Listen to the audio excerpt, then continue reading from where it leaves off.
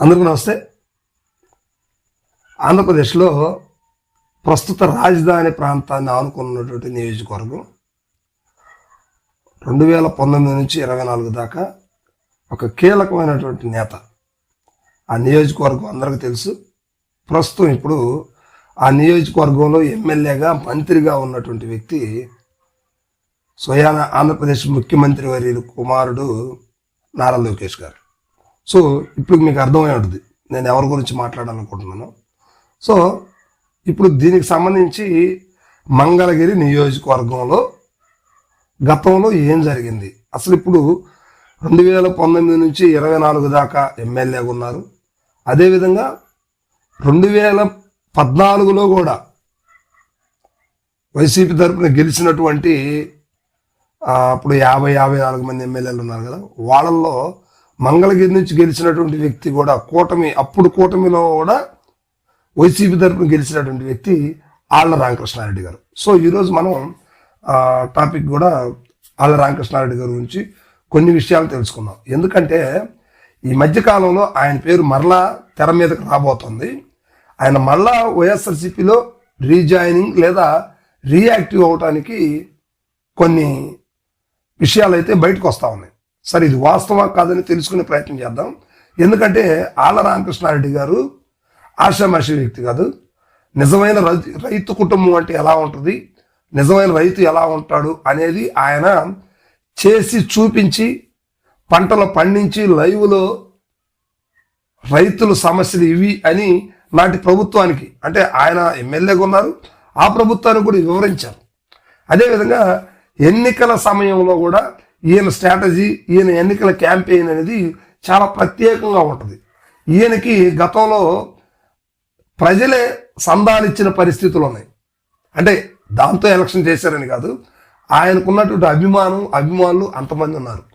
సామాన్య ప్రజలు కూలి చేసుకున్నటువంటి మహిళలు ఆయనకి, పార్టీకి, ఆయన ఖర్చుల నిమిత్తం ఆయన ఎన్నికల్లో పోటీ చేస్తున్నాడు కనుక ఇదిగయ్యా మా తరపు నుంచి నీకు ఈ ఖర్చులకి డబ్బు ఇస్తున్నాము అని చెప్పేసి ఇవ్వటం జరిగింది. సో ఇది కొంచెం అప్పట్లో బాగా ఆ ట్రెండింగ్ పాయింట్ ఆ రోజుల్లో. అప్పుడు బాగా ఈ విషయం బాగా వైరల్ అయిందనమాట. సో ఇలాంటి ఆ టెక్నిక్స్ని, ఇలాంటి రాజకీయాన్ని ఆ ప్రజల ముందుకు తీసుకొచ్చినటువంటి వ్యక్తి ఆళ్ల రామకృష్ణారెడ్డి గారు. సో 2024 ఎన్నికల్లో ఆయనకు వైఎస్ఆర్సీపీ సీటు నిరాకరించిందని చెప్పుకోవచ్చు. ఆయనే తొందరపడి ఎన్నికలకు ముందుగా కాంగ్రెస్ పార్టీలో షర్మిలా గారి దారిని వెంట వెళ్ళటం జరిగింది. సో ఆ తర్వాత షర్మిలా గారి దగ్గర నుంచి పట్టుమని 10 రోజులు గడవక ముందే ఆయన మళ్ళా వైఎస్ఆర్సీపీలోకి చేరడం జరిగింది. ఆ తర్వాత మనకు తెలుసు ఎన్నికల సమయం ముంచుకొచ్చింది.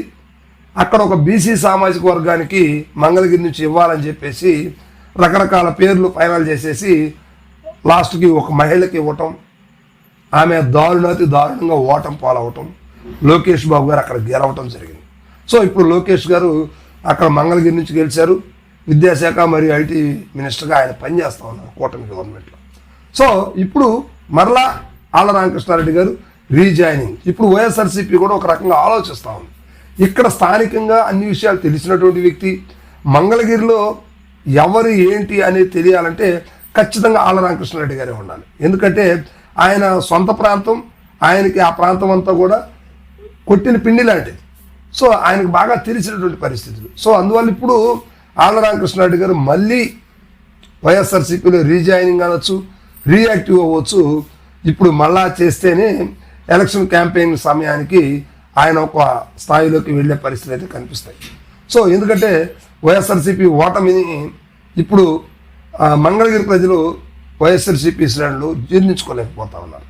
ఎందుకంటే అక్కడ ఒక మహిళని వైఎస్ఆర్సీపీ స్వయంకృత అపరాధం, ఈ మంగళగిరి నియోజకవర్గమే కాదు రాష్ట్రంలో దగ్గర 90 సీట్లు, 80 నుంచి 90 సీట్ల వరకు జగన్మోహన్ రెడ్డి గారు చేసినటువంటి స్ట్రాటజీ విఫలమైంది. ఈ విఫలమవడం వల్ల పార్టీకి పూర్తి స్థాయిలో నష్టం జరిగింది. సో ఇలాంటి నష్టం 2024లో జరిగింది కాబట్టి 2029లో ఈ నష్టం జరగకూడదనేది ఇప్పుడు వైఎస్ఆర్సీపీ ఆలోచిస్తూ ఉంది. సో అందుకని రివ్యూలు ఒక సిస్టమేటిక్గా వైఎస్ఆర్సీపీ కార్యక్రమాలు ముందుకెళ్తూ ఉందన్నమాట. సో కూటమి ఇప్పుడు అధికారంలో ఉంది. నెక్స్ట్ ఇప్పుడు ఆర్థికంగా కూడా కూటమి నేతలందరూ కూడా బలవంతులు అవుతారు. సో 2029లో కూటమి హవా మళ్ళీ సాగించడానికి ఎంతైనా అవకాశం ఉంది. అంత ఆషామాషిగా తీసేయకూడదు. ప్రజలు తిరగబడినంత మాత్రాన ప్రభుత్వాలు ఏం కూలిపోవు. ఒకవేళ తిరగబడినంత మాత్రాన ప్రభుత్వాలు ఏమి స్థిరంగా ఉండవు.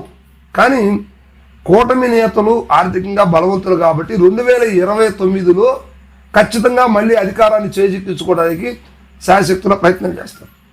ఇలాంటి ప్రయత్నాలను తిప్పికొట్టడానికి వైఎస్ఆర్సీపీ ఇప్పటి నుంచే కొన్ని స్ట్రాటజీ ఫాలో అవుతా ఉంది. సో అందుకే జగన్మోహన్ రెడ్డి గారు ప్రతి చిన్న విషయానికి కూడా బయటకు వచ్చేసి వైఎస్ఆర్సీపీ కార్యకర్తలకు కావచ్చు, నాయకులకు కావచ్చు, ప్రథమ నాయకత్వానికి కావచ్చు, చిన్న ఇబ్బంది జరిగినా కూడా ఆయన పరుగుల మీద పరుగులు తీస్తూ ఉన్నారు. జనాలు తండాలుగా వస్తున్నారు. జగన్మోహన్ రెడ్డి గారికి ఎక్కడైనా సరే, ఏ కార్యక్రమానికైనా సరే జగన్మోహన్ రెడ్డి గారు బయటకు వస్తే జనాలు విపరీతంగా వచ్చేస్తున్నారు. అంటే జనాల్లో క్రేజ్ ఉంది. అంటే మనం అనొచ్చు వచ్చిన వాళ్ళందరూ ఓట్లు వేస్తారని. కానీ జగన్మోహన్ రెడ్డి గారు పాత వ్యక్తి ఏం కాదు, కొత్త వ్యక్తి ఏం కాదు. రాజకీయాల్లో గత కొంతకాలంగా నడుస్తున్నటువంటి వ్యక్తి. ఆయన సెలబ్రిటీ కూడా కాదు, కాకపోయినా పొలిటికల్ సెలబ్రిటీ. ఆయన పొలిటికల్గా ఆయన వెళ్తే జనాలు అనేది ఆటోమేటిక్గా జనాలు వచ్చేస్తూ ఉన్నారు. ఇది కూటమి తలనొప్పిగా మారింది. సో ఇప్పుడు ఆళ్ల రామకృష్ణారెడ్డి గారిని మరలా వైఎస్ఆర్సీపీలోకి తీసుకొని ఖచ్చితంగా లోకేష్ గారి మీద నెక్స్ట్ పోటీ చేయించాలి, గెలిపించాలనే తపంతో వైఎస్ఆర్సీపీ బలంగా ప్రయత్నాలు చేస్తుంది. అదేవిధంగా జగన్మోహన్ రెడ్డి గారికి కూడా కొంతమంది సీనియర్ నాయకులు కూడా ఆళ్ల రామకృష్ణారెడ్డి గారి పేరుని సెలెక్ట్ చేశారంట. ఆయన అయితేనే కరెక్ట్గా ఉంటుంది, కొత్త ప్రయోగాలు మనకు వద్దు అంటూ చెప్పారట. సో ఇప్పుడు అందుకని ఆర్కే గారిని మరలా మంగళగిరి రంగంలోకి దించే ప్రయత్నం వైఎస్ఆర్సీపీ చేయబోతుంది అనేది ఇప్పుడు తెర వెనుక నడుస్తున్న విషయం. త్వరలో ఆర్కే అఫీషియల్గా ఇన్ఛార్జిగా కూడా తీసుకున్న పరిస్థితి అయితే కనిపిస్తూ ఉంది. Thank you.